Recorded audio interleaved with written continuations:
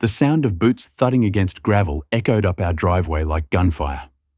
I looked up from tending my garden to see her striding toward us, clipboard clutched to her chest like a shield. Her impeccably styled blonde hair swayed with each forceful step, and her face was contorted into what I can only describe as rehearsed fury. "Officers," my wife Sarah said calmly, though I could see her hands shaking slightly, "I think there's been a mix-up. This is our property." Karen stepped forward, her voice oozing with false concern. "These people have been squatting in this cabin for weeks. Officers, as president of the Pine Ridge Lakeside HOA, I have records showing this property falls under our authority, and they haven't submitted any of the required paperwork or paid their association dues." The lead deputy, a tall man with silvering temples, turned to my wife. "Ma'am, we're going to need to see some proof of ownership. Mrs. Peaton here called 911, stating you broke into this property earlier today." Sarah didn't hesitate. She reached into her back pocket and pulled out a folded document. "Here's a certified copy of the deed, officer.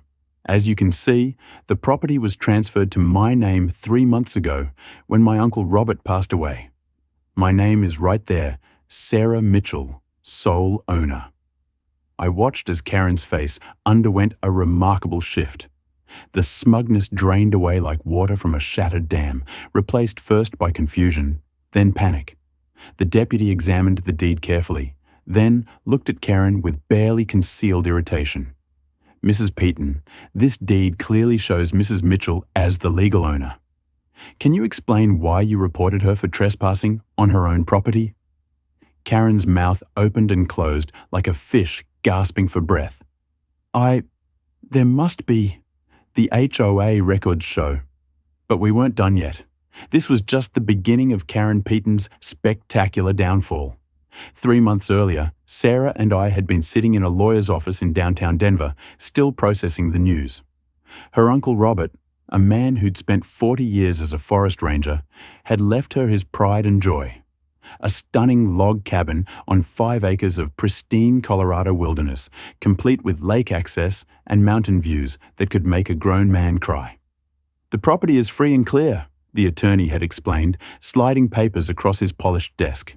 "No liens, no mortgages, and according to these documents, it sits on private land that predates any homeowners association in the area." We'd driven up that first weekend with hearts full of excitement and a truck full of supplies. The cabin was everything we dreamed of, rustic but well-maintained, with a stone hearth that dominated the living room and windows that framed the Rockies like living artwork. We'd spent that first day just exploring the property, planning where we'd put a vegetable patch, discussing whether to build a porch extension. That's when we first noticed the signs. Small, discreet placards at various points that read, "Pine Ridge Lakeside HOA, Community Standards Enforced." Sarah had frowned at them. Uncle Robert never mentioned anything about an HOA. I'd brushed it off at the time, probably just for the newer developments down the hill. "This place has been in your family since the 60s. How wrong I was. How spectacularly, dangerously mistaken. Our first encounter with Karen came exactly 1 week later. Sarah and I were hauling old lumber from a collapsed shed when a white Lexus SUV pulled up our gravel driveway, pristine despite the mountain roads. Out stepped a woman in her early 50s, blonde hair lacquered into a helmet that could probably withstand gale-force winds. "Excuse me?" she called out, her voice carrying the kind of authority that suggested she was used to being obeyed. "I don't believe we've met. I'm Karen Peaton, president of the Pine Ridge Lakeside HOA. I straightened up, wiping my hands on my jeans. "Nice to meet you. I'm James Mitchell, and this is my wife Sarah. We just inherited this place from her uncle." Karen's eyes narrowed as she pulled out an iPad, swiping through it with manicured nails. Mitchell, I don't see any transfer paperwork filed with the HOA. You are aware that all property transfers must be approved by the board." Sarah stepped forward, and I recognized the set of her jaw that meant trouble was brewing. "With all due respect, Mrs. Peaton, this property belonged to my Uncle Robert for over 40 years. It's private land." Karen's laugh was like nails on a blackboard. Oh, honey, that's what they all say. Every property within 5 miles of Pinneridge Lake falls under our jurisdiction. Now, I see several violations already.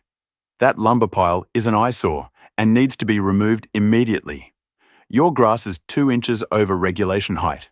And is that a bird feeder? I see. Those attract rodents and are strictly prohibited. She tapped furiously on her iPad. I'll send you the new resident packet, but you'll need to attend next month's board meeting to get approval for your occupancy. There's a $5,000 transfer fee, plus your annual dues of $3,000 are already past due. Before either of us could respond, she was back in her Lexus, leaving only a cloud of dust and indignation in her wake. Over the next few weeks, Karen's visits became a regular nightmare. She'd show up at random times, always with her iPad, always finding new infractions. Our firewood wasn't stacked according to HOA guidelines. The American flag we'd hung from the porch was the wrong size. Our truck was too old and lowered property values. This is harassment, Sarah fumed one evening after Karen had spent 20 minutes lecturing us about our unapproved mailbox. Uncle Robert never dealt with any of this nonsense. Look at this, I showed Sarah. According to the county records, our property isn't part of any HOA. We're zoned as rural residential, not part of the planned community. Sarah's eyes lit up. So she has no authority over us? None whatsoever. The next time Karen showed up, we were ready. She marched up our driveway with a stack of papers, her face set in its usual expression of righteous indignation.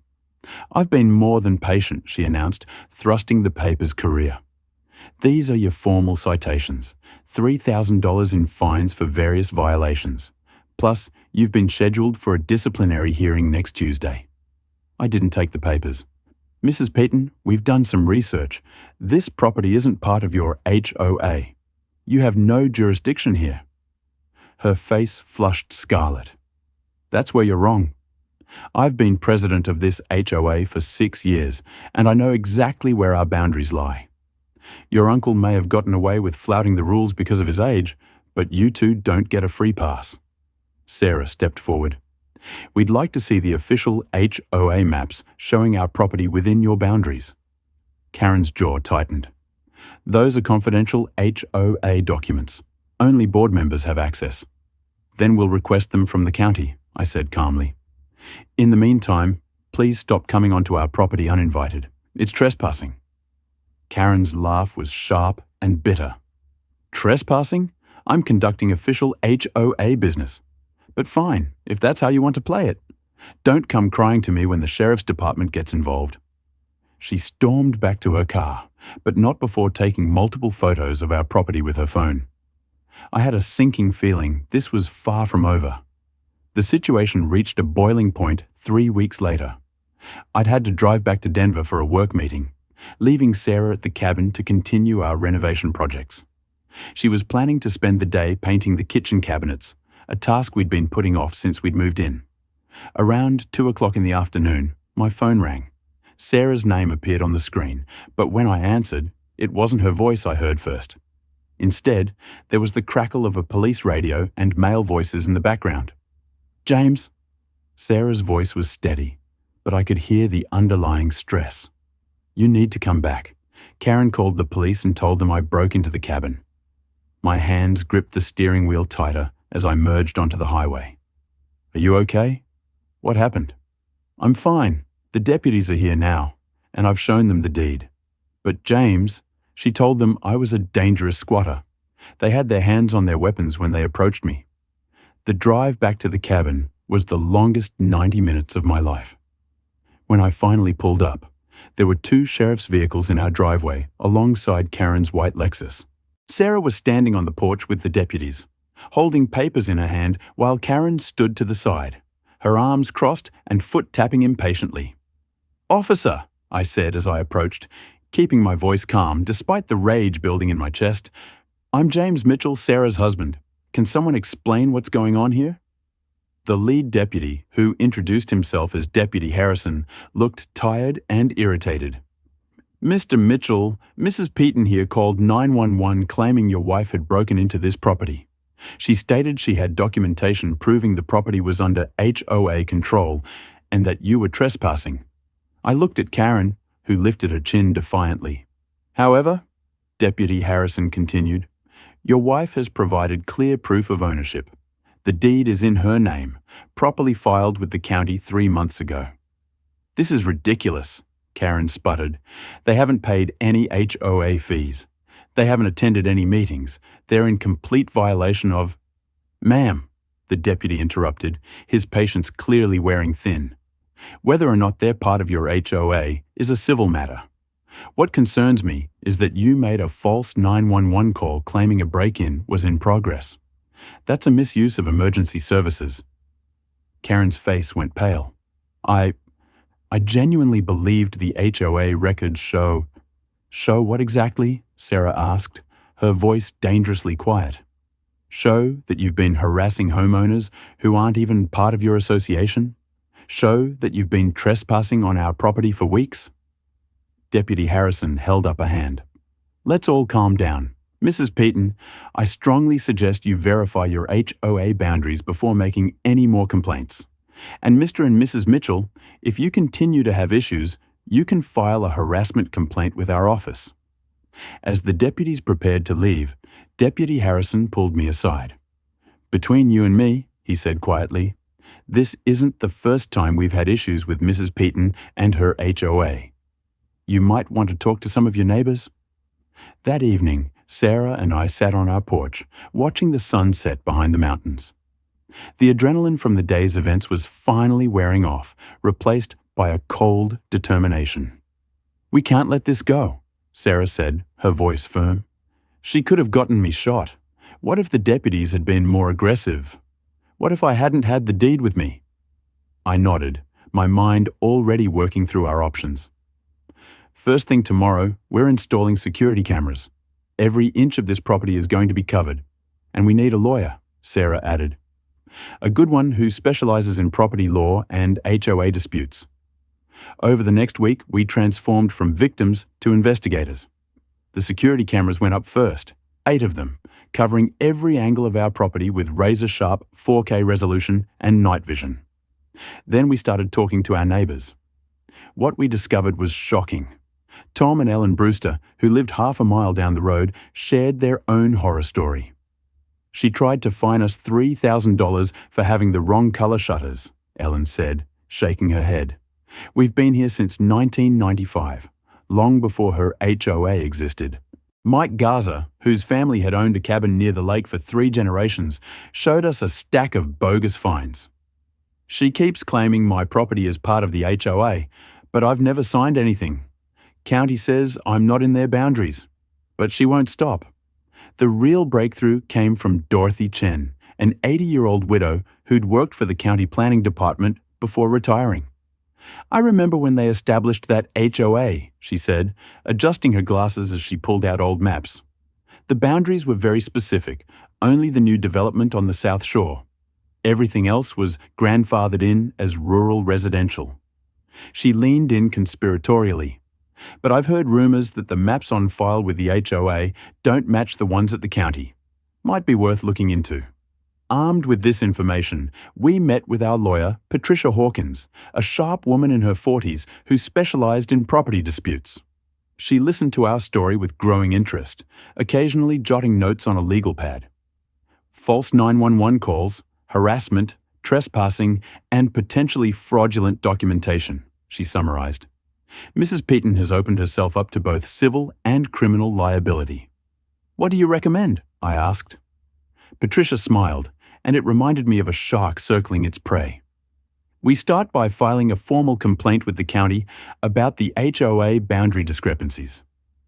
Then we request all documentation related to your property from both the HOA and the county. If there's fraud involved, we'll find it. 2 weeks later, Patricia called us with excitement in her voice. You're not going to believe this. I compared the HOA maps with the county records, and they don't match. Someone altered the HOA boundaries to include an additional 40 properties that were never part of the original agreement. Someone being Karen? Sarah asked. The alterations happened 2 years after she became president, Patricia confirmed. She's been collecting dues and issuing fines to people who were never part of the HOA. That's not just fraud, it's racketeering. We filed our formal complaint with the county the next day. The investigation that followed was swift and thorough. County investigators interviewed dozens of homeowners, examined financial records, and compared multiple versions of boundary maps.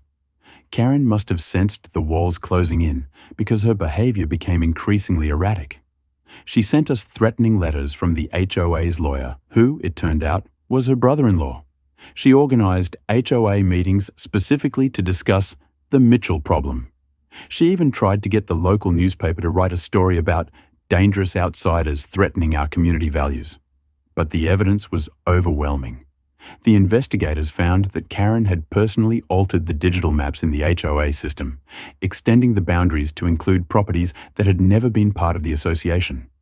She'd collected over $200,000 in illegal fines and dues over 6 years. The County Board of Supervisors called an emergency meeting. The small hearing room was packed with angry homeowners, many clutching folders full of bogus fines and threatening letters. Karen sat at the defendant's table, her usually pristine appearance showing cracks. Her blazer was wrinkled, her makeup smudged. The board's chairwoman didn't mince words. Mrs. Peaton, the aeration. Evidence presented shows a clear pattern of fraud and abuse of power. Effective immediately, the Penariage Lakeside HOA is ordered to cease and desist all activities related to properties outside its original boundaries. Furthermore, all fines and dues collected from these properties must be refunded with interest. But they weren't done. Additionally, this matter has been referred to the District Attorney's Office for criminal prosecution. Forging official documents is a felony in this state. The sound Karen made was somewhere between a gasp and a scream. "You can't do this. I've worked for years to maintain property values. These people don't understand what it takes to run a proper community." "Mrs. Peaton," the chairwoman said coldly, "you've extorted money from dozens of families under false pretenses. You're lucky if fraud charges are all you're facing." The hearing room erupted in applause as Karen was escorted out by sheriff's deputies. But the best part came 2 weeks later when the official charges were filed. 37 counts of fraud, 1 count of racketeering, and multiple counts of falsifying documents. Sarah and I were sitting on our porch, enjoying a quiet evening, when the news broke. Our neighbor Tom had texted us, "Turn on Channel 9, you're going to want to see this." The reporter stood outside the courthouse, wind whipping her hair. In a stunning development, former HOA President Karen Peaton has been found guilty on all counts. The judge has sentenced her to 5 years in prison and ordered her to pay $450,000 in restitution to affected homeowners. The camera cut to footage of Karen being led away in handcuffs, her perfect facade completely shattered. Her face was a mask of shock and disbelief, as if she couldn't comprehend how her little empire had crumbled so spectacularly. "I'm innocent!" she screamed at the cameras. "They don't understand. Without me, property values will plummet. The community will fall apart." But no one was listening anymore. Her reign of terror was over, ended not by revolution, but by the simple act of someone standing up and saying, "Enough." The last image before the news cut to commercial was Karen stumbling on the courthouse steps, her heels snapping as she was led to a waiting police car.